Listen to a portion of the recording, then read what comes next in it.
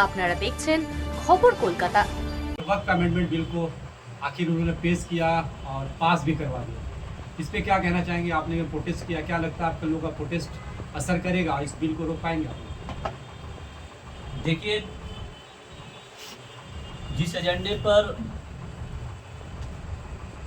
Bhajpa, RSS और नरेंद्र मोदी काम कर रहे हैं, वो एजेंडा बनता है इजराइल में, अमेरिका में। मैं आपको पहले बता दूं। दूसरी बात, आपने कहा कि प्रोटेस्ट, तो एजेंडे तो उन्होंने एक एक इलेक्शन जीता, 3 तलाक, एनआरसी, सीए, एक एक कड़ी है, उसको वो जोड़ते चले जा रहे हैं। जो सबसे बड़ा जो अभी कल वक्फ अमेंडमेंट बिल आया, वो एक कौम, एक मज़हब को टारगेट बनाकर काम किया जा रहा है। जो फाइनल एजेंडे की तरफ, जो मैं फिर आपको कह रहा हूँ कि जो फाइनल एजेंडा इजराइल तय करता है, उस एजेंडे के दहलीज पर पहुंचने से पहले ये इसका सेमीफाइनल है। इन्होंने वक्फ अमेंडमेंट बिल लाकर, इन्होंने मुसलमान, मैं साफ बात कर रहा हूँ, मुसलमान या मजहब इस्लाम पर हमला किया है। वक्फ अमेंडमेंट बिल सिर्फ जायदाद का मसला नहीं है, ज़मीन का टुकड़ा नहीं है। वक्फ अमेंडमेंट बिल आपके मज़हब को टारगेट इसलिए किया जा रहा है। मैं एक कड़ी में आपको समझा रहा हूँ कि किसी मस्जिद पर चलते फिरते लोग, कोई आएंगे, फर्जी कागज़ बनाएंगे, सिविल टाइटल सूट हो ही सकता है, कोई इसमें बड़ी बात नहीं है। डीएम के पास जाएंगे और जिसमें आप 5 वक्त नमाज पढ़ रहे हैं, वो बोलेंगे कि ये जगह हमारे पिताजी का है, हमारे बाप दादाओं का है, इन्होंने जबरन इस पर कब्जा कर इस पर मस्जिद तामीर की है। डीएम के पास ये पूरा पावर होगा कि वो जब चाहे उस पर स्टे ऑर्डर लगाकर उस मस्जिद को बंद कर सकता है, वहाँ के नमाज को रोका जा सकता है। तो ये अगर कहने का मतलब, इसको अगर हम लोग प्रोटेस्ट के ज़रिए नहीं रोक सकते, ये सिर्फ 10 मिनट, 5 मिनट, 2 मिनट रोक दिया, इससे मसला हल नहीं होगा। जिस तरह से सिखों ने एक आंदोलन किया, सिख भाइयों ने आंदोलन किया सबसे बढ़ चढ़कर, उसमें पूरे देश के लोगों ने हिस्सा लिया। जो किसी बिल था जिसमें सैकड़ों लोग मारे गए, उसके बाद नरेंद्र मोदी, अमित शाह, आरएसएस, एनडीए सरकार को पीछे हटना पड़ा। तो ये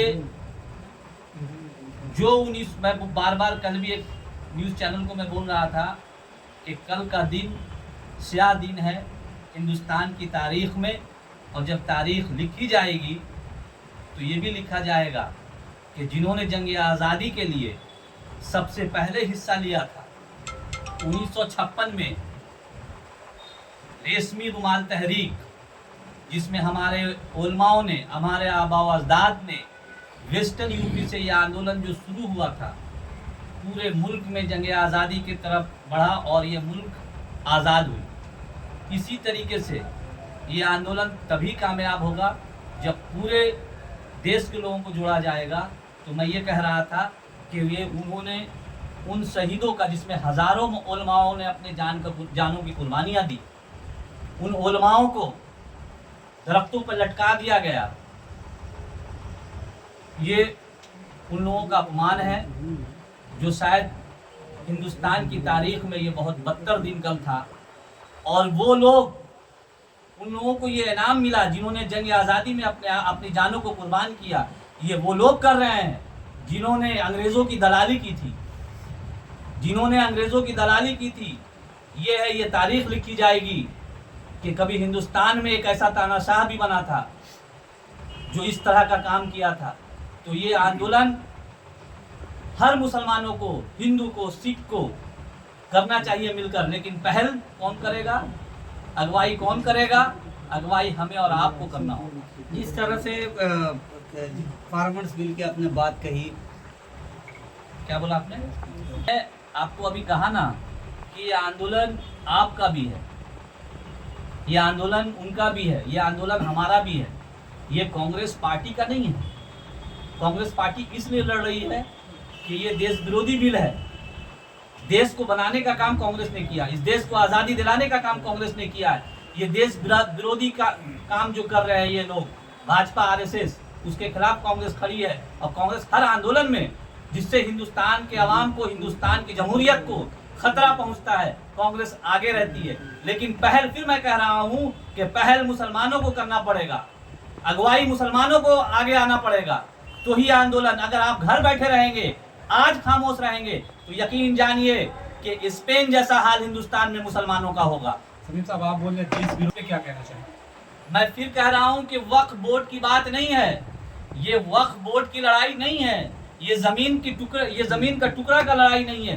वक्फ बोर्ड के मातहत, वक्फ बोर्ड के अंडर में हमारे मदरसे, हमारे खानकाहें, हमारी मज़ारें, हमारी मस्जिदें आती हैं, जिनको वक्फ बोर्ड के अंडर में काम करती है। वक्फ बोर्ड में पूरा रिकॉर्ड रहता है। मैं आम भाषा में लोगों को समझाना चाहता हूँ, जिसे रजिस्ट्रेशन करवाया जाता है, जो हम अपनी ज़मीन को डोनेट करते हैं, वक्फ करते हैं, तो टारगेट तो ये लोग करेंगे वक्फ बोर्ड को, लेकिन टारगेट मेन उनका वक्फ बोर्ड नहीं है।